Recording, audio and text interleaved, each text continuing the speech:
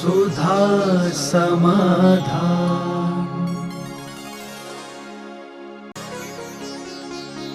नमोस्तु गुरुदेव।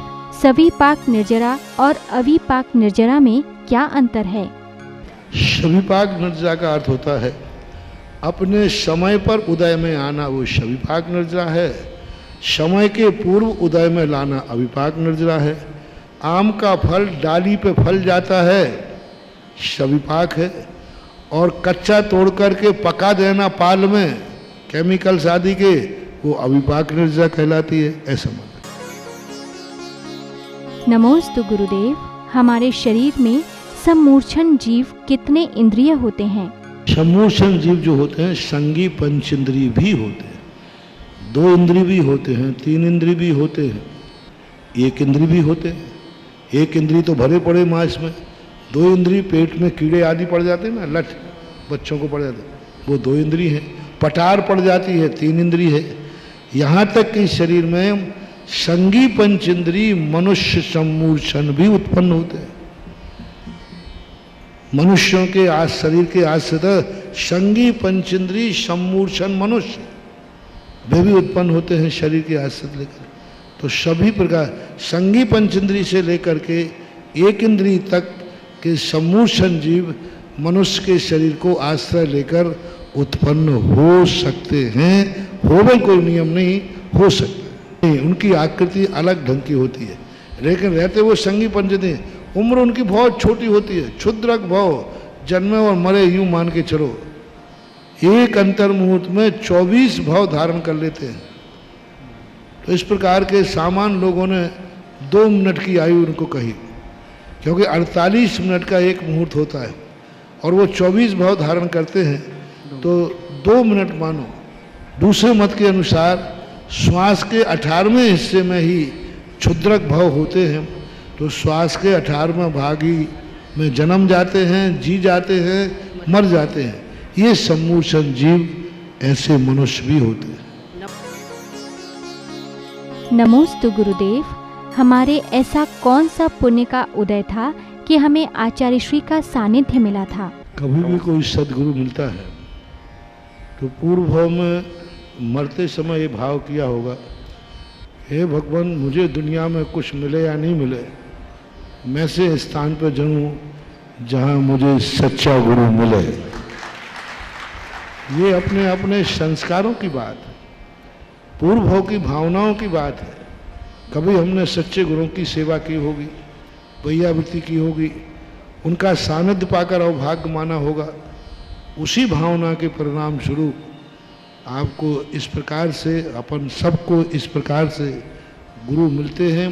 ये अपना अवभाग्य है, सौभाग्य है, पुण्य है कि इस युग में ऐसे आचार्य परमेष्ठी, ऐसे आचार्य मिले जिसने सारे जगत की श्रमण संस्कृति की ध्वजा ऊंची उठा दी है। आज उनकी चर्या को देखकर जो मुनियों से घृणा करने लगे थे, वे मुनि मार्ग पर लौट करके पंचम काल में लोगों की धारणा बन गई थी पंचम काल में मुनि धर्म नहीं है, लेकिन आचार्य को देख के भावना बन गई। आचार्य श्री को देखकर लोगों की पंचम काल में पूर्णतः मुनि धर्म है, सामने दिख रहा है। ये बहुत। नमोस्तु गुरुदेव। तीर्थंकर भगवान का जन्म कल्याणक मंदिर में पालना झुलाकर कैसे मनाना चाहिए? ये जन्म कल्याणक नहीं है, ये झांकी कहलाती है। जन्म कल्याणक, दीक्षा कल्याण, ये नाम दिए जाते हैं। जन्म कल्याणक मंत्र विधि से होता है। जन्म कल्याणक में पूरी विधि होती है, मंत्र होते हैं। 8 कुमारियाँ उस समय जन्म कल्याणक पे आती हैं। माता का जन्म, माता उसको जन्म देती है और मेरू पर्वत पर ले जाते। कितने उपक्रम होते हैं। एक जन्म कल्याणक का जो कार्यक्रम है, पंच कल्याणक में कितनी क्रियाओं के साथ होता है, कितने संस्कार किए जाते हैं, तब जन्म कल्याणक मनाया जाता है। जन्म कल्याणक मत कहो इसे, जन्म कल्याणक की झांकी। झांकी अलग चीज है। झांकी तो तुम कहीं भी किसी बना लो, ये जन्म कल्याणक नहीं। ये पालना झुलाना, ये कोई पंच कल्याणक का, जन्म कल्याणक का पालना नहीं है। वहां तो भगवान पालने में बैठते हैं तो मंत्र के साथ, वो नियोग कहलाता है। आपकी ये झांकी है तो आप झांकी में आप लोग जैसा मनाते हैं मनाते रहें। इसको जन्म कल्याणक का नाम न देकर जन्म कल्याणक की झांकी यह नाम देना चाहिए। ये ध्यान रखना, जन्म कल्याणक में पालने में साक्षात तीर्थंकर झूलते हैं। हाँ, जब वो गर्भ में आते हैं ना तो उनके 10 प्राणों का संस्कार किया जाता है गर्भावतरण में। और जो भगवान होते जन्म कल्याणक में वो जीवित भगवान होते हैं। 10 प्राणों की स्थापना उसमें की गई है, 10 प्राण स्थापित हैं। तो जन्म कल्याणक में साक्षात तीर्थंकर पालने में झूलते हैं और तुम्हारी झांकी में प्लास्टिक के भगवान झूलते हैं। हाँ, एक मूर्ति बना प्रतिष्ठित झूलती है, बहुत अंतर है दोनों। नमोस्तु गुरुदेव। चंदनवाला का ऐसा कौन सा कर्म का उदय था कि उनको वैश्या के घर बेचा गया और उन्होंने महावीर भगवान को आहार किस पुण्य उदय के कारण दिया था? कभी कभी क्या होता है, कारण हमें ज्ञात नहीं होता। कभी कभी कार्य से कारण का ज्ञान किया जाता है और कभी कभी कारण से कार्य का ज्ञान किया जाता है। तो अब बहुत सारे ऐसे हैं जिनके संबंध में अतीत में उल्लेख नहीं मिला, आगम नष्ट हो गया कि ये चंदना को दुख क्यों हुआ, लेकिन उसका दुख बता रहा है कि उसने भी ये दुख किसी ना किसी को दिया है। बिना दिए ये बात नहीं आएगी। यही तो सबसे बड़ी बात है।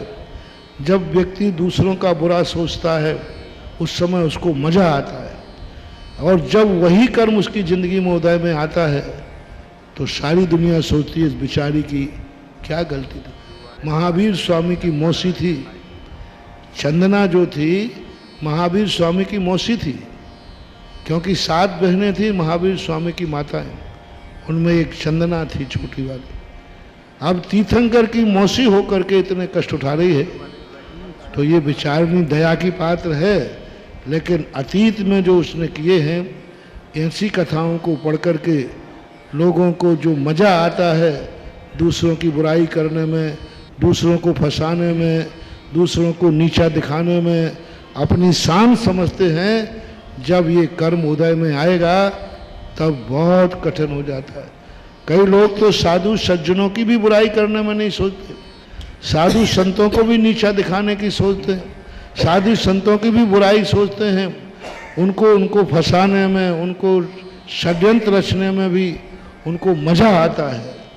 लेकिन जिस दिन ये कर्म निदत्त निकाचित याद आएंगे, जिस दिन ये कर्म उदय में आएगा, उस दिन इसको संभाल नहीं पाओगे। आज चंदना के ऊपर हमें दया आ रही है, लेकिन उसने जरूर ऐसा कोई खोटा कर्म किया होगा कि अच्छे लोगों को परेशान किया होगा। वो सती थी, धर्मात्मा थी, फिर भी कष्ट आ रहे हैं। उसने भी किसी धर्मात्मा को, अच्छे व्यक्तियों को, गुणवान व्यक्तियों की कभी हंसी मजाक उड़ाई होगी, उनको अपमानित किया होगा, नीचा दिखाया होगा और उसमें शान समझी होगी। उसी का परिणाम है कि ये उसको भोगना पड़े। नमोस्तु गुरुदेव। सामूहिक पुण्य का क्या अर्थ होता है? कि ये तुमने कहा कि पहुंचना संभव नहीं था। एक नीति है, जहाँ न पहुंचे रवि वहाँ पहुंचे कवि। दूसरी नीति है, जहाँ न जाए बैलगाड़ी वहाँ जाए मारवाड़ी। तो जब मारवाड़ी बैलगाड़ी के बिना चला जाता है तो मैं भी 25 साल मारवाड़ में लेके आया हूँ। हाँ, तो दूसरी बात है, अब जहाँ कोई असंभव कार्य हो उसी को संभव करने का तो अलग एक मजा होता है। सामूहिक पुण्यबंध होता है। अब मैं प्रश्न दे रहा हूँ, सामूहिक पुण्य से ही दे रहा हूँ, किसी एक के पुण्य से नहीं। कितने लोगों का पुण्य हमें बुलवा रहा है, जितने लाइव में सुन रहे हैं उनका पुण्य भी यहाँ शामिल है। तो ये सामूहिक पुण्य है। ये जो लाइव चल रहा है ये एक व्यक्ति के पुण्य से नहीं चल रहा है, सामूहिक पुण्य से चल रहा है। यहाँ तक कि ये लाइव जो चल रहा है विदेश में बैठने वाले व्यक्ति के पुण्य से ये लाइव चल रहा है। जो यहाँ नहीं बैठे हैं उनका भी पुण्य है। यदि उन सबके पाप का उदय आ जाए तो अभी आप लाइव में कोई ना कोई गड़बड़ी आ जाएगी। और या फिर कोई चलाएगा ही नहीं। तो ये सामूहिक पुण्य हर समय मंदिर बनता है, पूरे समाज की सामूहिक पुण्य से बनता है। ललितपुर का अभिनंदन तीर्थ क्षेत्र बना पूरे ललितपुर समाज और भारत के पुण्य से बना, ऐसे ही नहीं बन गया। एक मंदिर बनता है सामूहिक पुण्य से, मुनि महाराज का चतुर्मास होता है सामूहिक पुण्य से।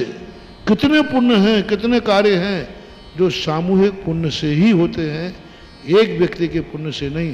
तो पाप भी सामूहिक होता है, पुण्य ज्यादा सामूहिक होता है, पाप कम सामूहिक होता है।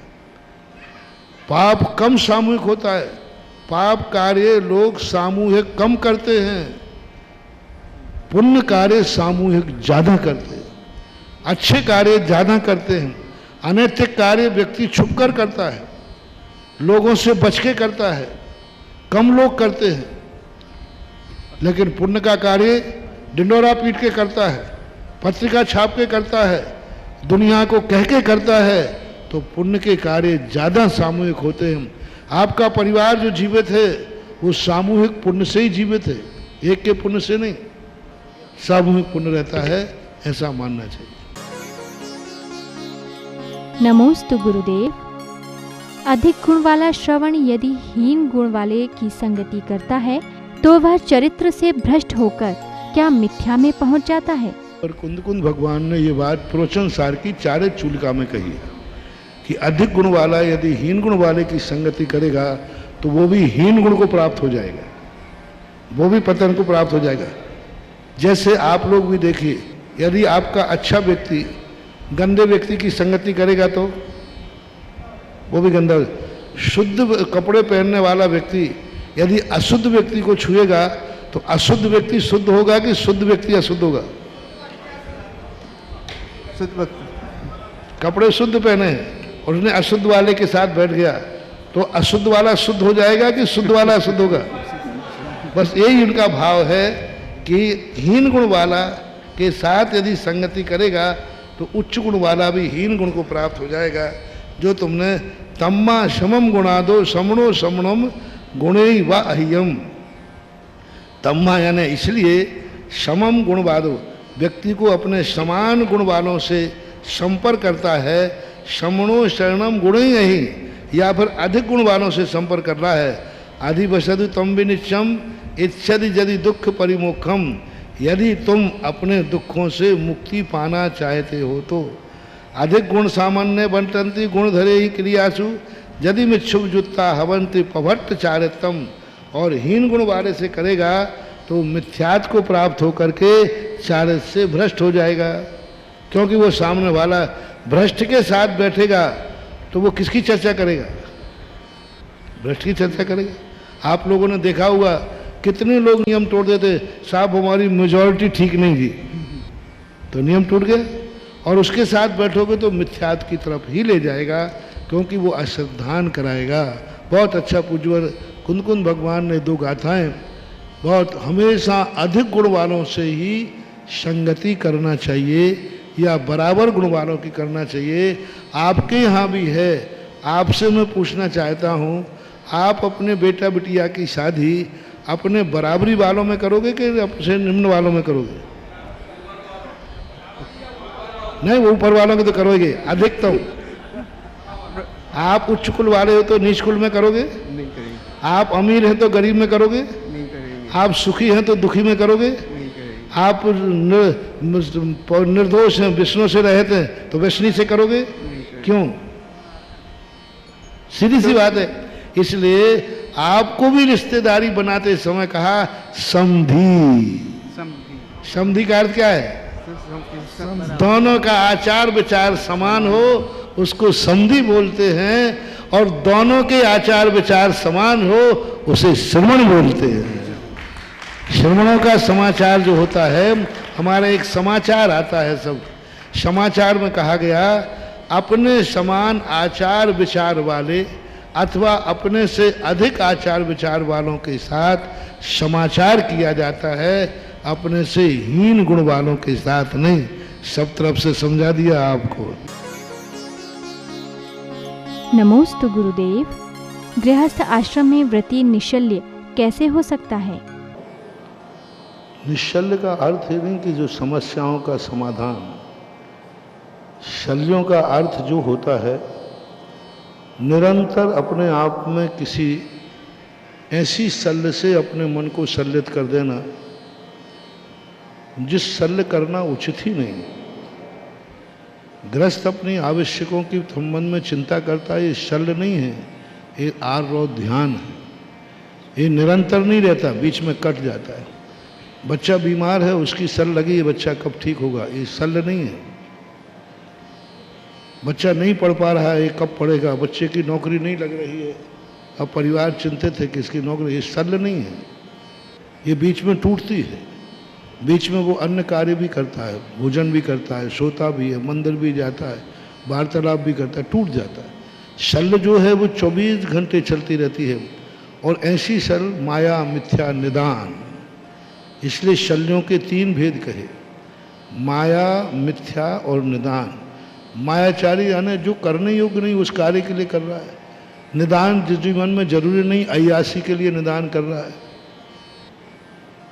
तो मिथ्या जो है ही नहीं, तो ये तो शल्य की परिभाषा का अर्थ है नहीं अपनी समस्याओं के संबंध में चिंतित होना, ये शल्य नहीं है, ये आर्त ध्यान है। इसलिए अविरत सम्यक दृष्टि भी भली शल्यों से रहित हो पाए या ना हो पाए, हालांकि तीनों शल्य मिथ्या दृष्टि के लिए कही। अविरत सम्यक दृष्टि को निशल्य भी नहीं कहा, लेकिन अविरत मिथ्या दृष्टि को सशल्य भी नहीं कहा। लेकिन देशवृत्ति होते ही वह शल्य से रहित होगा, क्योंकि बीच में सामायिक करेगा, शल्य टूट जाएगी। बीच में प्रतिक्रमण करेगा, शल्य टूट जाएगी। पूजा पाठ करने जाएगा, शल्य टूट जाएगी। तो उसके बहुत सारे ऐसे आवश्यक हैं वृत्ति के कि शल्य टूट जाती है। जब टूट जाती है तो वो शल्य नहीं कहलाती है। नमोस्तु गुरुदेव। सम्यक दृष्टि और मिथ्या दृष्टि को किस प्रकार समझें? सम्यक दृष्टि उसको अपना स्वरूप नहीं मानता, वो सब कुछ ग्रहण करता हुआ सो मानता है कि ये गलत है और ये करने योग्य नहीं है, लेकिन चारित्र मोहिनी की प्रबलता से वह करता है। मिथ्या दृष्टि यह सोचता है यही करने योग्य है, यही करना चाहिए, मैं जो कर रहा हूँ वह ठीक है। ऐसा दोनों में अंतर होता है।